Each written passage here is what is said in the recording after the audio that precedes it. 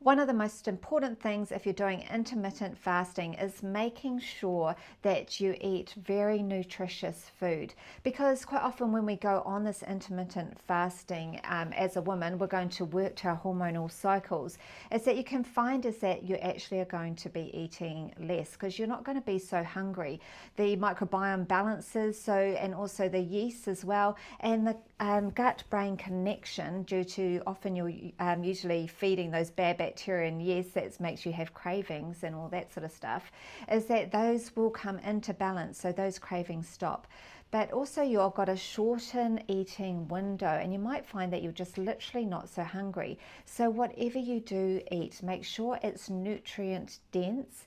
And also if you're in perimenopause and menopause, make sure you're really focusing on warm and moist foods. We want to make sure to moisten our body, because as unfortunately we get older, we kind of dry up. So it's more warm and moist. Warm foods make it easier to digest and keep that burner going within us.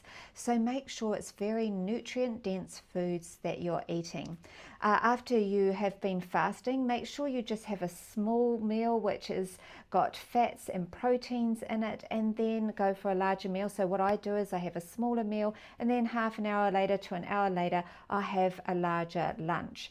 So just something to be aware of. Make sure you're eating great nutrient dense food, none of this processed stuff, if you're doing intermittent fasting, and actually whenever you're eating, to be honest, but especially if you're doing that. Anyway, please follow me for more, and put any comments below if you have any questions about intermittent fasting, and I will see you in the next video.